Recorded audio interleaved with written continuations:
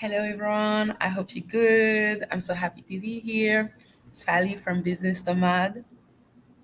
Business Nomad, we're a consultation firm and we offer business advice for entrepreneur, but also digital nomad. So I'm so happy to be here today. Today we will be another live. We will do another live about some advice, and I'm really excited. So let's jump in. That's what we want. So the first is maybe to introduce me a little bit quickly. I'm an entrepreneur. It's been 10 years that I have my business, but this the another business. But I started my first business. I was 2021. So it's been 15 years.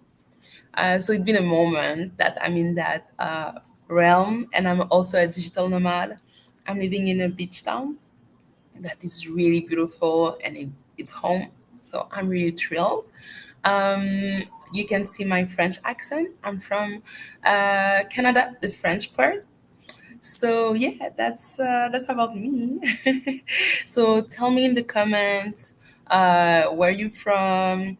Are you beginning a business? Are you having? Do you have a business? Are you? Where are you in the world? Like, are you traveling right now? Are you at your hometown?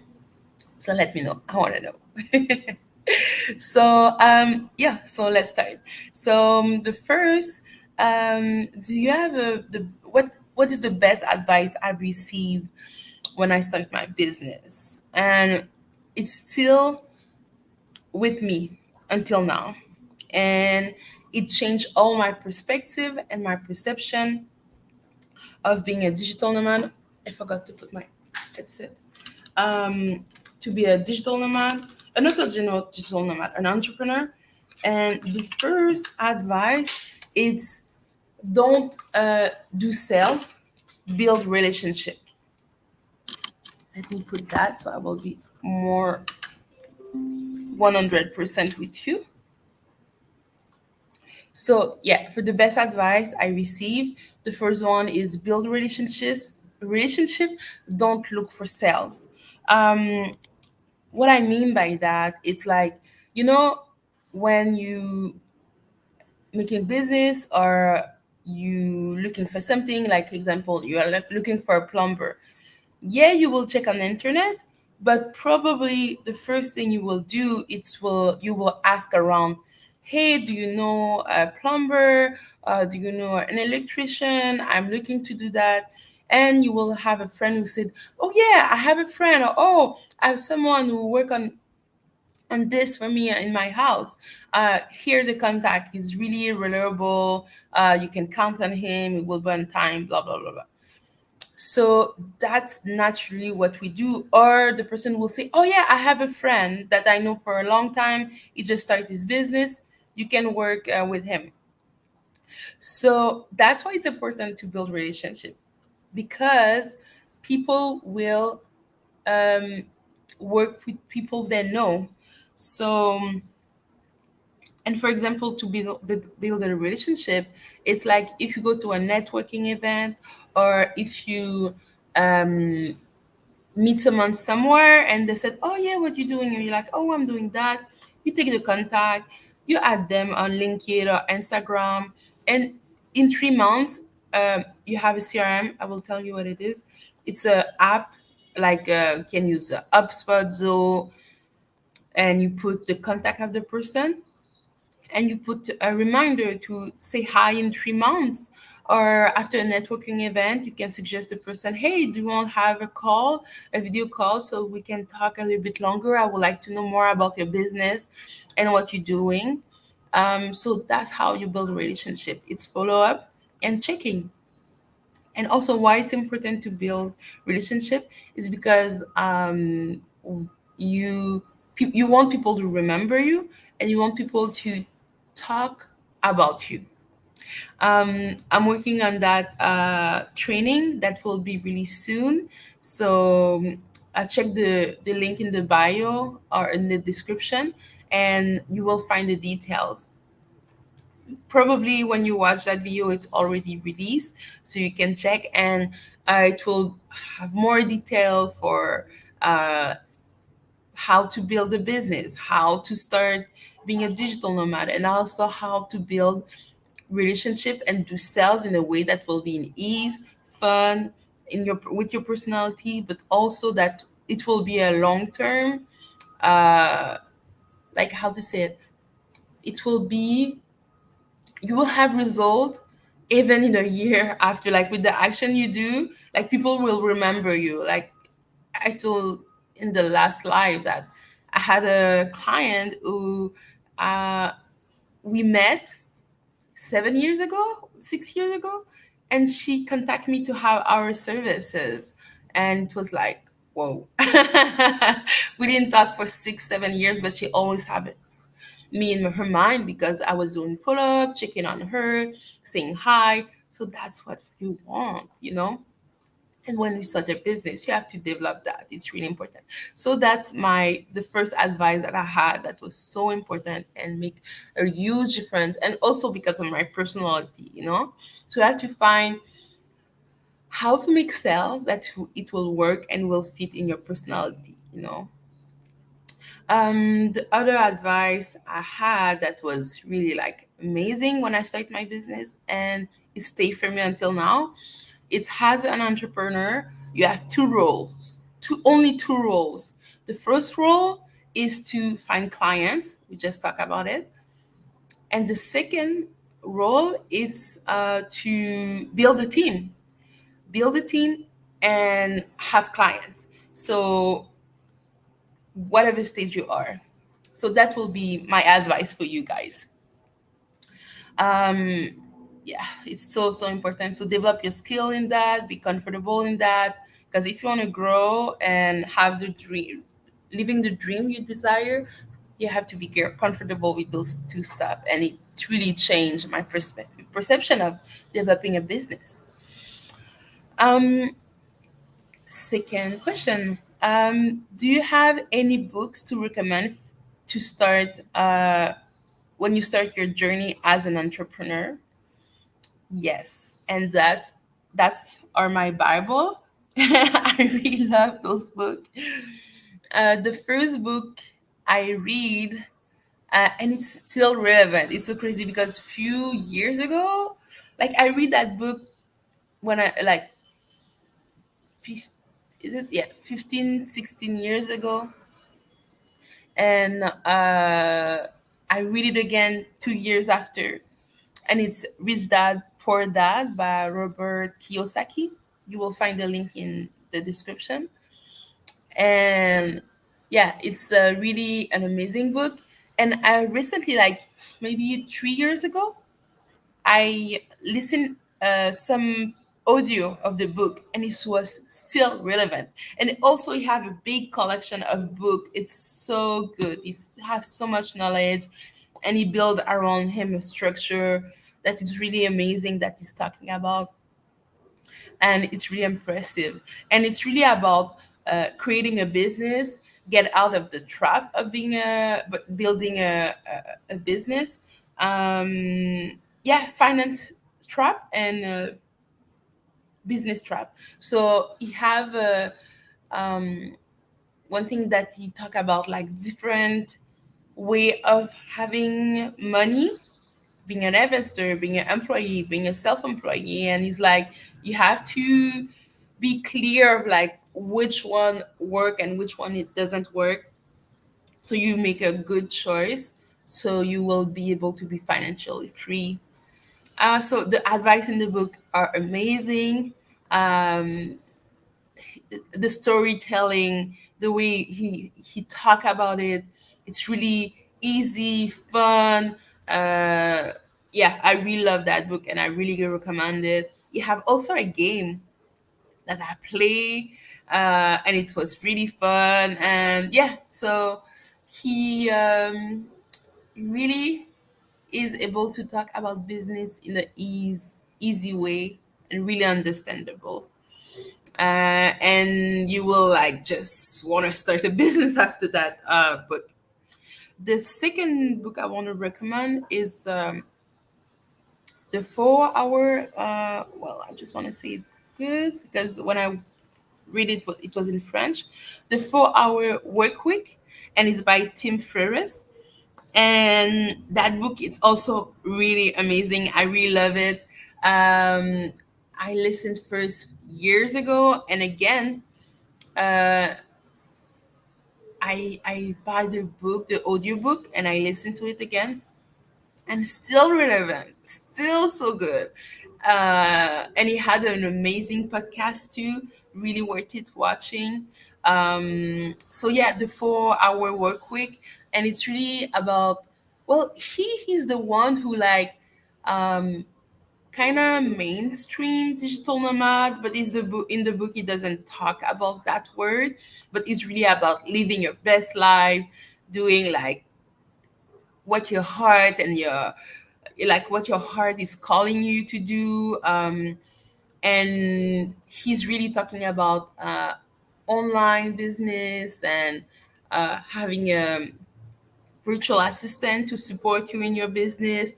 But again, it's a way that the storytelling, the way he's telling the stuff, it's really like entertain, it's really fun, it's really light, and it's really inspire. So that's why it's so good to read it. And after you're getting inspired, you're starting to see for you how he could apply. And I think a lot of people after that book, they want to have that kind of life of like traveling the world. But it's not just about traveling the world, it's just like doing amazing activity, meeting amazing people, and just enjoy life, so that's the second book I would recommend you. And the third one is the Emit. The Emit, and it's the Emit Revisited, like it's the last version.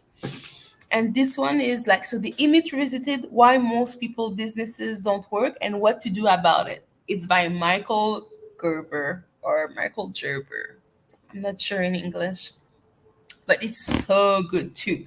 And that one is so my Bible. It's really good. And again, the storytelling, the story, the way he explained things, the way it really changed your perception of having a business, the perception of structure your business, the perception of grow your business, how to do it, the process. Uh, yeah, and how to get out of the trap. I think those three books really like influenced me as an entrepreneur, and it's really changed my perspective, my perception. um so I would recommend you to read those books because they're really fun and light to read, and it's really well explained, and they really did a good job, and they are having all of them amazing success. So yeah, totally. I have other books, but I feel like start with it with those if you're starting, or even it's not necessarily like, even though you have a business, it's been few years and you're feeling like kind of stuck and you don't know where to how to go to the next level, those book will be so good. um Okay, let's go to another direction. So finance for a digital nomad. So the question is, what financial aspect should you pay attention? You should pay particular attention to when you want to be a digital nomad, or you decide to travel and work at the same time. So when you start as a digital nomad, the first advice I will tell you, when you go to your first trip and it's a long-term trip, have consistent income, like a steady income. Like you're sure that you have few clients and that you have a regular income every month, and they're not loyal, but like they've been with you for a moment, and they love working with you. Don't. I feel like having one or two clients, uh, it's not enough. I would say like really like to be sure that you have a safe revenue that is coming. Um, and even though you don't do sales during that time, it's okay because you have your clients. Also, for sure, like continue doing sales when you travel. Go to be on LinkedIn, on Instagram, talk to people, share about what you're doing. But yeah, don't leave without like no clients and you're like, oh, I want to have that digital nomad life, and it doesn't matter if I don't have a revenue, I will find one in the country that I will go. um well, for the safety and being comfortable, but also like you don't want to be in a crazy weird situation, being stuck in another country and you don't have money, and it's not a good plan. It's a no, no, no, no, no, no, no, no. So that will be my advice. Um, Also, don't go just with one card. I know it seemed like, oh yeah, we know, but I will tell you, don't go to a country with one card. Have two, three cards, and you put it in different bag. One on you, one in your big luggage, and one in your small bag, like your carry on, because you don't know what will happen. You can lose one card, and you like, I don't have card anymore. I had a friend who came one time. He only had one card. La, la. And it was a struggle for him, and he had to call his bank and say that he didn't have his card anymore. Can he ship it to that other country that is really far? And it took so many times, so he had to ask everyone, hey, can I transfer some money? Can you take money from me in the ATM? And it happened, but if he had the two or three cards, it will have been so much easier, so much easier. And thank God, yeah, it was in Mexico. So, but some bank, like he was lucky because his bank did it. They send the card, but I don't know if all the bank will do that. So have backup card. The number of time that I lost a card. so so yeah. And also you don't know what could happen. um and it's okay if it's like a debit card, a credit card, and another debit card, from another bank. The most important thing is like it's it's card when you can pay online with, because you will still have stuff to pay in your own town, or you have bill and everything. So you have to find easy way to do it. And also sometime, I'm so sorry, sometime your card won't work in some ATM, and it happened to me in some city. So you have to check like what do you do if you have a card and it doesn't work, and whatever, like you go to 3 4 banks and it doesn't work. Like, so thankfully I had another card with me. And also you can check Wise, WISE. It's a website company who do like Western Union transfer, but I feel it's more easier. They have an amazing platform. It's on different currency. You can have a debit card. So before you travel, just like open an account there. And it will be also easier if you need to do transfer to other person. Like if, example, you have an apartment, you have to pay the rent. You don't withdraw a big amount of money. Uh, like you can send money to everyone, to any country with any currency, and the fee is good and everything. So I recommend you Wise. Really good, really, really, really, really good. And yeah, you can have a physical card that you can also use around the world. Like they will do the conversion, and the fee won't be crazy like if you use your card, you know. Um, and the last thing I will advise for finance is build a backup plan, like having some saving because you leave before you leave, because you never know what will happen. You want some money aside because, well, you know, having a business, it's like can be up and down. That's a reality. Season are changing. Now is the holiday. Some people will make crazy money because it's holiday, and some people like it's like I have to take vacation because it's calm, you know. So because I won't work anyway because my clients are off, and during the summer it's different, you know. So it's really season for the depending of the kind of business you have. So yeah, have some saving. I remember when I did my first back, it was my a backpack trip.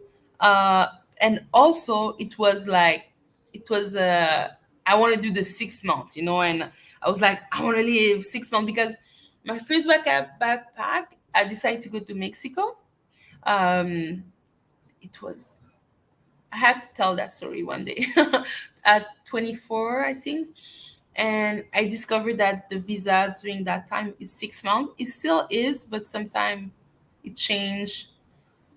So anyway, um, the visa was 6 months, and I was like, okay, I will stay 6 months there.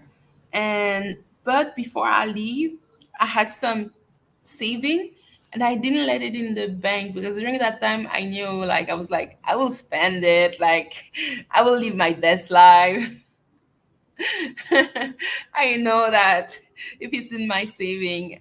So what I did, I give it to my dad. I know it will be safe. I know that when I come back, it will be there. I know that if I call him and I have issue, will be like, just yes, send it to me. So, and that was my way to be safe. And after a month and a half, well, I decided to stop that trip.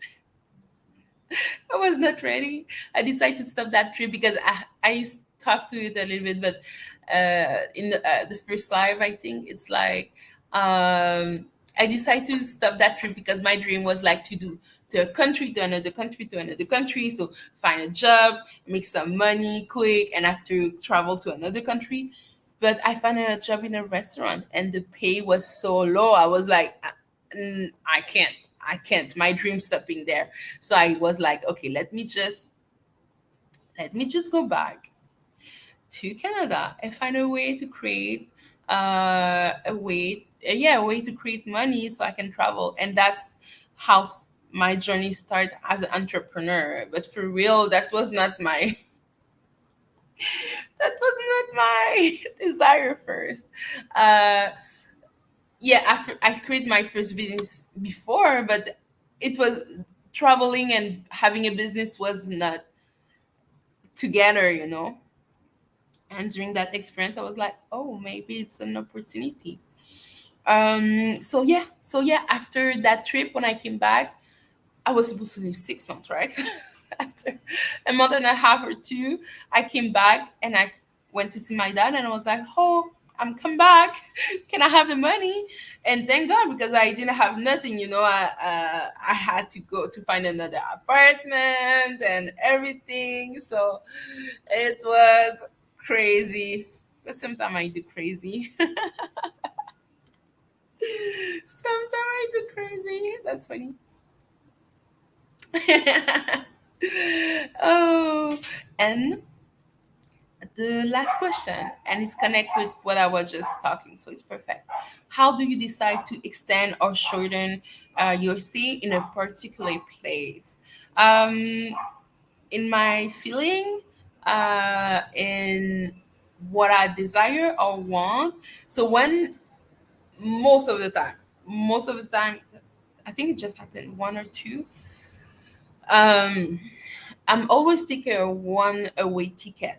And if it's not a one away ticket and it's a back and forth, I will take one that I know the date are really flexible.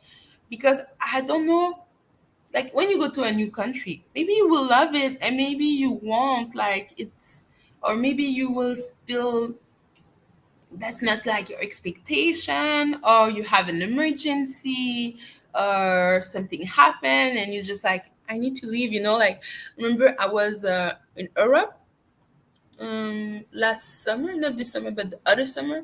I was in Europe and I have a friend who she's like, "You in Europe? Oh my God, you traveling all the summer, like, and all the year." She was like, "I'm in Colombia. I'm in Colombia. Come, come, come." And she's like, "I'm leaving in like a month or two. Come to Colombia. Like, we will miss that opportunity."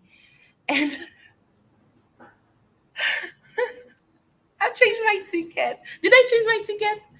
I know. What did I do? I buy another ticket. Yeah, I. Oh, I remember now.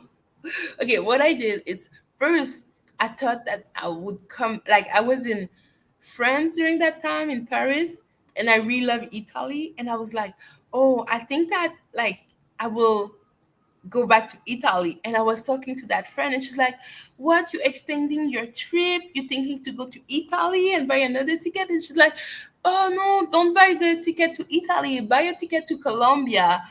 And I was like, because yeah, I could like change the date for the ticket to come back. So I was like, oh, I can extend for a week in Italy, and it will be easy with my ticket. But anyway, at the end, I didn't extend to go to Italy. I decided to go to Colombia, and it was really nice.